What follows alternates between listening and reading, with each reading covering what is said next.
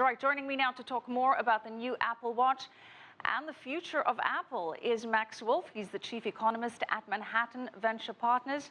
Max, great to have you back on the show. Always my pleasure. Thanks for having me. Tim Cook calling this the most personal device to come out of Apple. Okay, so great. You can monitor your heartbeat. You can send your heartbeat to somebody else that has an Apple Watch. You can put a Mickey Mouse on the interface. Big deal. What's the wow factor here? Is this a game changer?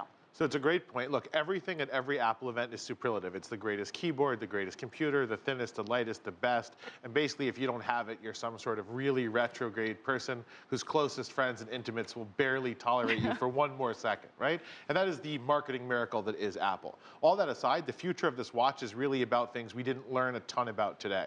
That is how creative other third parties will be in the apps that they produce, which will be the only reason to have this thing, and two other big ones, which we don't really know enough, but we're beginning to learn about, which is how long does this battery last? Because having a really snazzy $1,000... 18 hours is what they're claiming. If you don't use it, right? So 18 hours if you don't really use it, well, then right? What's the point if you're not using it? So the question is, how long does it work if you're doing things like, hey, anything you'd ever want to do that would make you pay $500 or $600 for a watch? We don't know.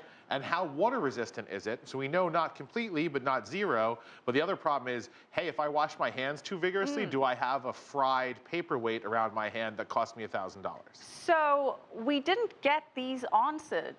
When will the buying public know if they can actually wash their hands whilst wearing this watch? So to be fair, the company did release, not in the excitement with this sort of dry ice and smoke machine that they usually use, but quietly and separately, some spec on this stuff, some specs. But the truth is we don't know until the field test begins. And the real field test starts after 24 April when millions of people buy this thing, or at least hundreds of thousands, strap it to their wrist and see exactly how long it lasts and how much water it can take. We may have another Bendgate on our hands. We could. I mean, I think if we do, hopefully Apple has to hope that it goes as well as Bendgate. I think it's an exciting product in terms of its future potential. For right now, it's a marketing success, and it's another reason for people to buy the phone that is the bread and butter for this company. Is there anything about this watch that we know so far that is different, significantly so, from the competition? Yes. Which is it's on iOS. iOS is going to push it out. It has Apple marketing muscle behind it. It has unbelievable hundreds of millions of dollars worth of free advertising today, if not billions. Right. It has a hype factor that's huge. And it's going to seamlessly sync with the most successful high-end smartphone on Earth. And here's the question. Do I still need to have a smartphone? Can this watch function independently? At what point am I tethered down between my watch and now my phone and then my headgear? Sure. Well, the good news is you never have to have a meaningful interpersonal interaction ever again. And you can have the kind of social life that comes along with that rich gadgetry. But all jokes notwithstanding, not only do you have to have a smartphone, it has to be on you, it has to be on, and it has to be a brand new Apple. So the watch doesn't function without the phone?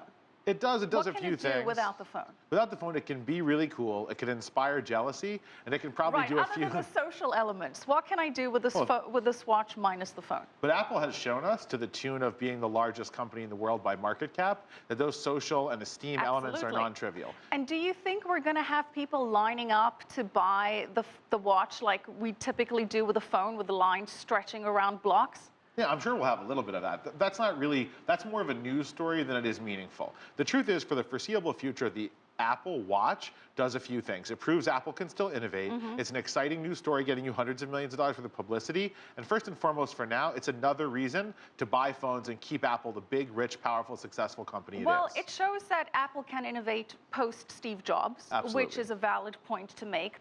But investors really weren't that excited about it. The stock pretty much flat for the day.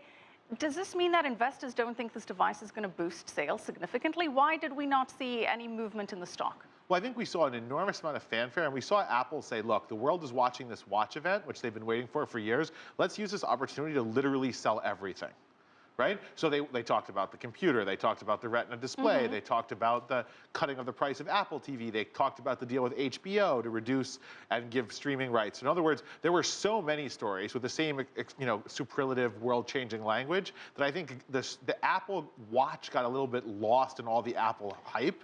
But I do think it's important, and look, the shares are trading at a super premium, high multiple valuation, and they didn't sell off, which is how we know the market. But they're pretty much flat, closed up 0.4%. They were flat. Absolutely. However, they are up 15% year to date, up about 68% year over year. And one thing that is not lost in all of this is the tremendous amount of cash that Apple is sitting on, about $180 billion. That is a sizable hoard. Apple is talking about Apple Car. That's the next buzzword. What is Apple going to do with this cash? Any truth to the speculation that it could be purchasing Tesla? So I think we know that Apple is going to try to make sure not to pay taxes on the cash, which is the reason they have so much offshore cash anyway. They also have built up a good amount of debt, because what they've been doing here is issuing debt in the US because of extremely low interest rates, so that they also don't have to repatriate that cash and pay taxes on it. So they're going to have to figure out what their policy is there. In terms of the Apple Car, I don't see it. So I don't see them producing a car because it's a brutally difficult market with low margins and enormous upfront costs. And part of the reason Apple's such a darling, deservedly so in the stock market, is a 40% margin. Nobody has a 40% margin in cars. They need to be in the car because the smartphones, the only time they don't monitor you right now is when you're driving, because it's illegal or you'll kill yourself. And so they all want to be in there and take away those few minutes you might have to waste time on things other than essential social media updates. Well, time is of the essence, and unfortunately, we have run out of it. Thank you so much. Always a pleasure. Max Wolff, Chief Economist at Manhattan Venture Partners.